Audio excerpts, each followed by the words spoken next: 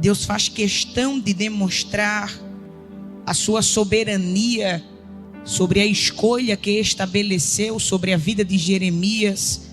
E esta escolha se fez quando ele ainda era uma massa informe no ventre da sua mãe.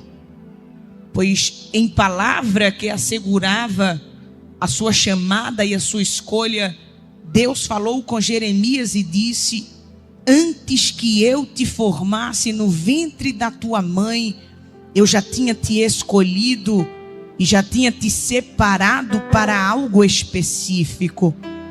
Quando Deus se revela para Jeremias desta forma, dizendo que antes que ele tivesse forma, Deus está dizendo: Jeremias, a minha escolha sobre a sua vida nunca dependeu do que você tem, do que você faz, da sua habilidade, do seu conhecimento, dos seus recursos. Mas quando você ainda não tinha forma, quando você ainda não sabia de nada, a minha escolha já estava determinada sobre a sua vida. O que Deus estava dizendo ao profeta era algo simples: Jeremias, eu não dependo do que você tem para fazer o que eu quero. Eu não dependo do que você sabe para lhe usar como eu quero.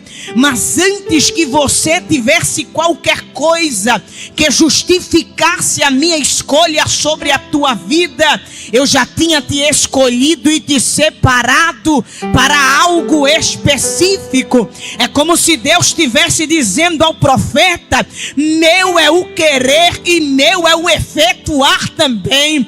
Eu faço com quem quero, na hora que quero, do jeito que quero, na circunstância que eu quero. Oh, meu irmão, se eu fosse você, eu adorava com vontade, porque Ele te escolheu. Olhe para mim. Sempre vai ter quem se vende, sempre vai ter quem faz por conveniência, sempre vai ter profeta de pix, profeta da mentira.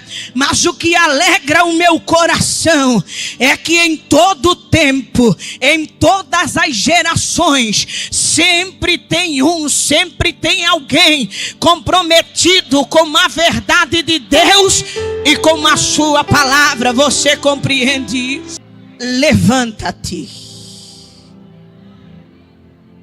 e desce até a casa do oleiro. E chegando lá, eu te farei ouvir as minhas palavras. Deus visita Jeremias, e a primeira coisa que fala a ele é: levanta-te. Repita comigo esta palavra, diga: levanta-te. Com mais ímpeto, diga: levanta-te. A primeira coisa que Deus exige do profeta é uma postura.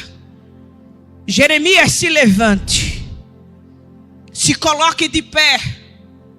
O mesmo que dizer: desencurve a sua coluna e ajuste ela para entender e receber o que eu preciso lhe falar.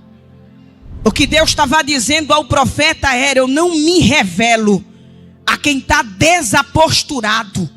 Eu não me revelo a quem não tem uma postura, uma disposição de me honrar de forma nobre para ouvir e receber aquilo que eu quero lhe comunicar. Às vezes o Senhor não fala conosco porque não nos colocamos na posição e nem temos a postura que é necessária ter para receber e para ouvir aquilo que Ele tem para nos falar. Porque Deus até fala, mas Deus não fala com quem anda de todo jeito. Deus até revela, mas Deus não se revela para quem anda de todo jeito, para quem não tem postura, para quem não tem comportamento, para quem está prostrado, para quem não levanta. Deus não entrega a palavra para quem quer viver no chão, para quem quer viver prostrado. Mas se Ele tem algo a te entregar e a te revelar, a primeira coisa que Ele vai fazer fazer é te tirar da tua zona de conforto e dizer: te posiciona, te levanta, ou desce de madrugada para que eu fale contigo. Deus exige de mim, de você, uma postura para receber aquilo que Ele quer nos comunicar. Avisa o irmão que está do teu lado, diz a ele: postura. Deus fala para Jeremias: levanta-te e desce à casa do oleiro, porque lá te farei ouvir as minhas palavras. Saiba o que Deus quer do profeta. Deus quer que Jeremias entre na olaria e ouça. Deus não quer que Jeremias entre e fale. Deus quer que Jeremias entre e ouça. Ele não quer que o profeta entre e julgue. Ele quer que o profeta entre e ouça. Ele não quer que o profeta entre e censure. Ele quer que o profeta entre e escute. Ele não quer que o profeta entre e dê uma opinião acerca do que ele tem que fazer. Ele quer que o profeta entre calado e permaneça calado enquanto escuta o que ele tem a dizer. Deus disse a Jeremias: primeira coisa que você vai fazer, entrar. Segunda coisa que você vai fazer, ouvir. Senhor, posso falar? Não. Posso opinar? Não.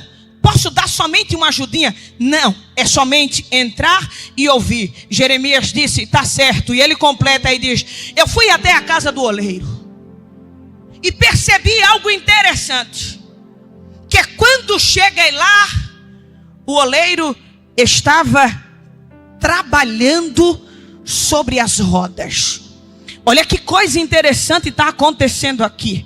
Jeremias disse que quando ele chegou na casa do oleiro, o oleiro já estava trabalhando sobre as rodas. Isto implica dizer que o oleiro não esperou Jeremias chegar para começar a trabalhar. Mas quando ele chegou, o oleiro já estava trabalhando. Eu vou mais fundo para você entender essa palavra. É porque tem gente que pensa que o oleiro só começa a trabalhar depois que ele chega. Que o oleiro só começa a trabalhar depois que ela prega. Que o oleiro só começa a trabalhar depois que ele canta. Mas só estamos aqui esta noite porque antes de você sair de casa, o oleiro já estava trabalhando.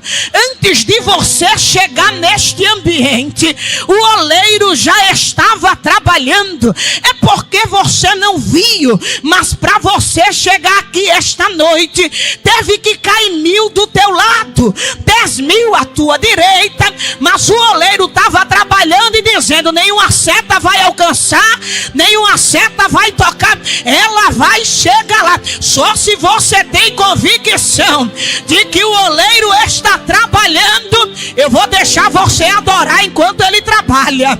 Eu vou deixar você dar glória enquanto ele trabalha. Eu vou deixar você ser renovado enquanto ele trabalha. O oleiro já estava trabalhando. Jeremias entrou. E olha o que ele vai dizer.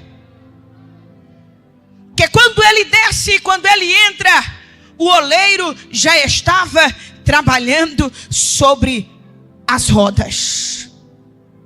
O que Jeremias tinha que fazer era algo simples. Redobre a sua atenção para você entender isso. O Senhor disse: desce à casa do oleiro e lá te farei ouvir as minhas palavras.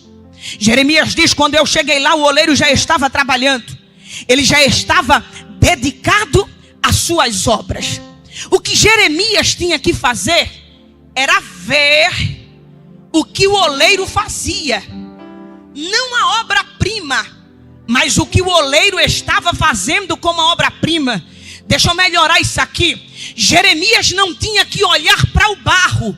Jeremias tinha que olhar para o que a mão do oleiro estava fazendo com o barro. Por quê? Porque o barro em si não é atraente. O barro em si não chama atenção. Mas ele não tinha que olhar para o barro.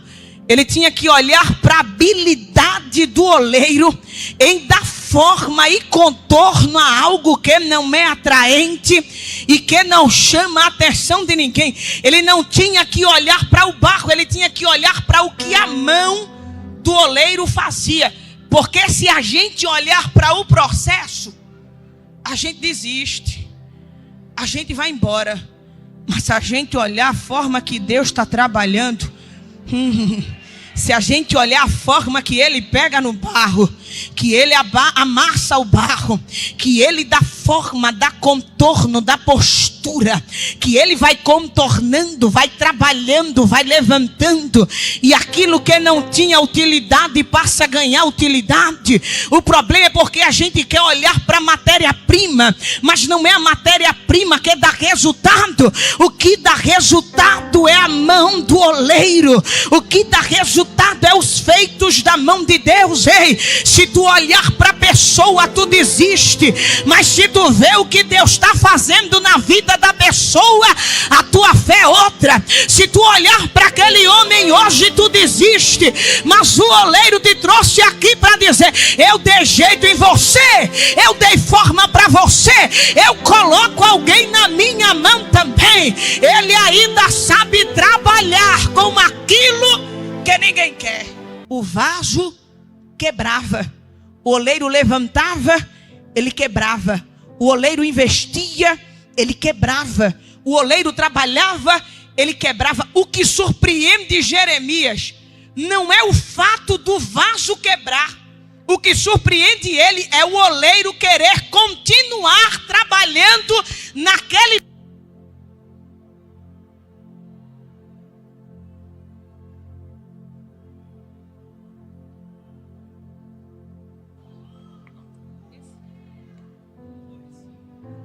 Aleluia.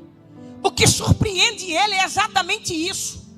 Não é o vaso quebrar, é o oleiro continuar trabalhando mesmo naquele barro que não corresponde ao seu investimento. O que é que era normal? Uma vez que o barro quebrava, resistia, o oleiro pegava, jogava fora e pegava uma outra massa, colocava na roda e começava a trabalhar. Mas Jeremias está dizendo: era o vaso quebrando e o oleiro tentando, era o vaso desfazendo e o oleiro refazendo. E Jeremias está observando e não está entendendo. Por que é que ele não joga fora?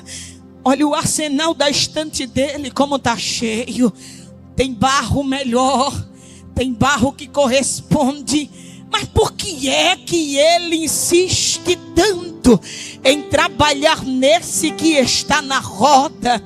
Oh, meu irmão, é por isso que Deus levou Jeremias para dentro da casa do oleiro e disse: fica calado, só observa, porque só quem tem misericórdia de mim, misericórdia de você, é aquele que está trabalhando na minha e na tua vida.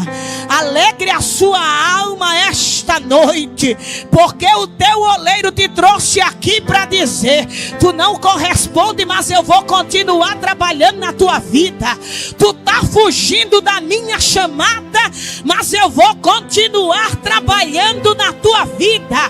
Tu tá querendo correr, mas eu vou continuar trabalhando na tua vida, na tua vida.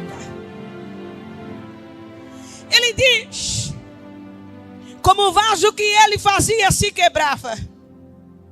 Olha o que o texto diz: tornou a fazer dele outro vaso, conforme o que parecia bem aos seus olhos. Tornou a fazer dele outro vaso, conforme o que pareceu bem aos seus olhos. O plano que Deus tinha para este vaso, que representava a nação de Israel, era tornar dele algo de honra. Porque os vasos neste tempo eram utilizados para colocar leite, para colocar água, para colocar vinho. Eram usos nobres que eram atribuídos aos vasos. Mas a Bíblia diz que por causa da ruindade de Israel, por causa da sua resistência, tornou a fazer daquele mesmo barro, daquela mesma massa, outro vaso conforme o que pareceu bem aos seus olhos. No texto original, este outro vaso é um vaso menor, ou seja, uma botija. Era o mesmo formato de um vaso, mas em um tamanho um pouco menor. E o uso da botija era para colocar-se azeite dentro. Por ser de pequena estatura, ela era utilizada como reservatório de azeite. É por isso que aquela viúva do capítulo 4, ela diz: ainda tem um pouquinho de azeite na minha botija, porque era um vaso menor que era usado para isso. Mas olha o que está acontecendo aqui. Deus mudou o formato, mas não desistiu do projeto. Deus mudou o formato, mas não desistiu de utilizar-se de Israel de alguma forma. Deixa eu liberar uma palavra de Deus para a tua vida esta noite. Às vezes, o tempo acaba nos desfavorecendo por causa da nossa própria resistência, aquilo que o Senhor tem reservado para a nossa vida. Mas nesta noite o Senhor te trouxe aqui para te dizer: eu mudo o formato, mas não desisto do projeto. Eu mudo o formato, mas não desisto de você. Eu mudo o formato, mas não abro mão daquilo que falei sobre a tua vida. Você acredita nisso? Que Deus está modificando o formato, mas não está desistindo do projeto. Não está desistindo de você. Alguém já teria desistido, você já teria desistido, o homem já teria desistido, mas o Senhor te trouxe aqui para te dizer: eu não desisto de você, vai ser recipiente da minha glória, eu me utilizarei da tua vida. Olhe para mim, ainda tem tempo, ainda tem jeito, ainda tem esperança, você ainda vai ser muito usado por Deus nesta terra, porque o oleiro por excelência está na casa e está dizendo: está na minha olaria, eu estou trabalhando, estou fazendo algo novo em você, estou fazendo algo novo em você. Será que alguém está sentindo o toque do oleiro esta noite? Será que alguém está sentindo novidade do oleiro esta noite? Deus está dizendo: na minha mão você não é vaso. Na minha mão você é barro. Mas Senhor, eu sou grande. É barro. Mas eu prego em todo canto. Tá certo, barro. Mas eu canto com excelência. Muito bem, barro cantador. Mas eu sou pastor de uma grande regional. Sim, pastor, que é barro na minha mão. Mas eu sou um obreiro renomado. Na minha mão você é barro. Mas a minha conta do Instagram tem 2 milhões de seguidores. Ainda assim, barro muito seguido na terra. Você é barro. Mas eu sou famoso. A minha agenda é nacional e internacional. Na minha mão você é barro. Você é cinza. Você é pó. Grande. Grande é Deus. Grande é Deus. Grande é Deus, grande é Deus. Pode pregar muito, mas é barro. Pode cantar muito, mas é barro. Pode revelar até o CPF, mas ainda é barro. Só quem reconhece a dependência do oleiro, só quem entende que é barro, se coloca de pé, mas se coloca de pé adorando. Se coloca de pé, mas se coloca de pé na presença. Só quem é barro vai adorar. Só quem está disponível ao trabalhar do oleiro vai.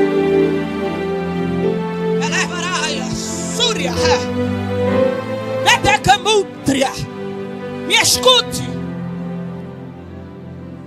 Me escute. Se for vaso, na mão do oleiro, ele quebra. Porque para receber o título de vaso, tinha que estar totalmente pronto e ter passado pela fornalha. Porque vaso não tem como o oleiro desfazer. Porque o barro, depois de cozido no forno, a alta temperatura, ele não serve para ser desfeito. É por isso que nos capítulos mais à frente, Deus manda Jeremias pegar uma botija e quebrar na porta da cidade. Porque o vaso, depois que feito, ele é usado, ele é quebrado e jogado fora. É por isso que na mão do oleiro ele não diz assim: vocês é vaso. Porque se for vaso não tem como trabalhar mais. Se for vaso e não corresponder, ele quebra e joga fora para ser pisado. Mas ele olha para Israel em sua fraqueza e em sua limitação e diz: se for vaso não tem como fazer mais nada. Mas se for barro, pergunta a teu irmão, pergunta a ele: tu é vaso ou barro? Vê se ele está com cara de que é vaso, ou se ele está com cara e entende que é um barro.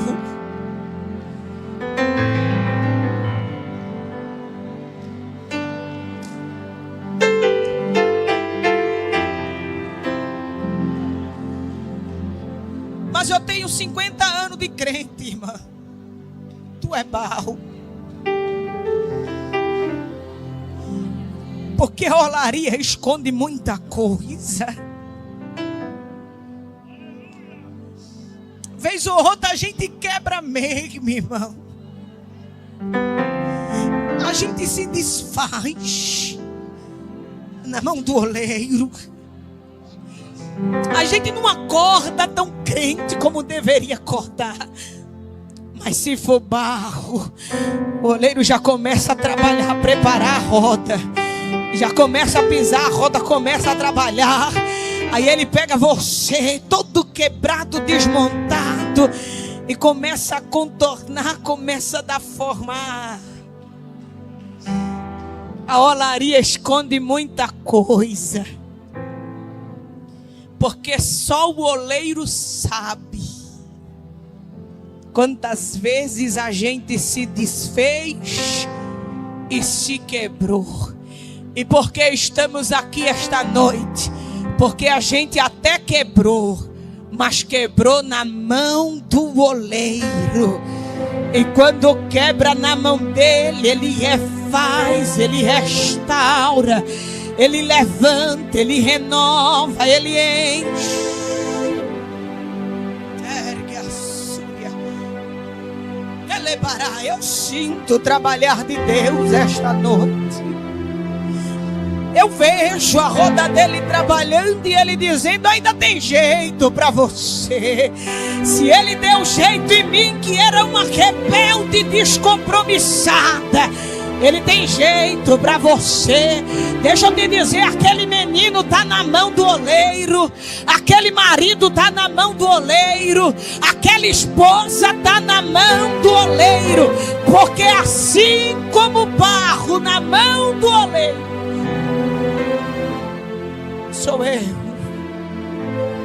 é você, ó casa de Israel. Você recebe esta palavra? Oh, irmão, minha alma está regozijada no Senhor, porque Ele é o Deus que restaura. Ele é o Deus que restaura. Que Deus te abençoe.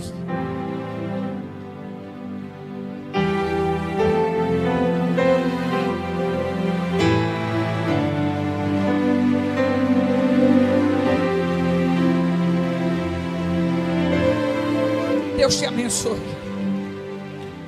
Deus abençoe a tua vida.